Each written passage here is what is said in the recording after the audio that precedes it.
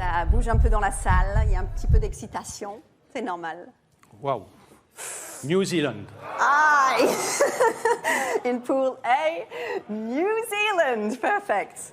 Nous nous retrouvons dans une poule très relevée, avec bien sûr la perspective d'affronter la Nouvelle-Zélande, triple champion du monde, une équipe que l'on peut considérer comme une référence mondiale. C'est une perspective excitante parce que c'est un grand défi qui attend l'équipe de France. Il semblerait que le destin réunit très souvent la France et la Nouvelle-Zélande lors de cette compétition mondiale.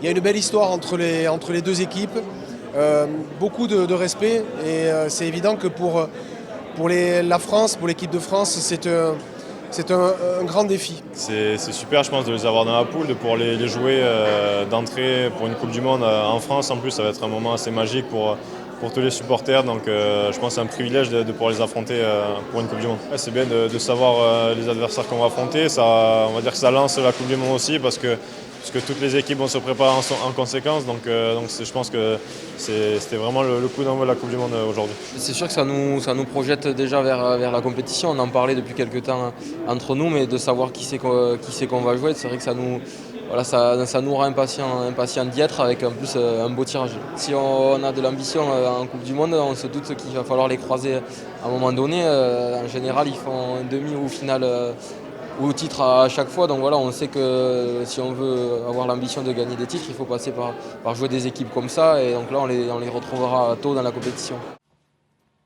Italy. In pool A, we have Italy. Le tirage au sort en a décidé ainsi. Nous allons affronter l'Italie, nos voisins que nous connaissons bien puisque nous les affrontons régulièrement dans le tournoi Destination. Il faudra être sérieux face à eux. Évidemment, c'est toujours une équipe difficile à manœuvrer.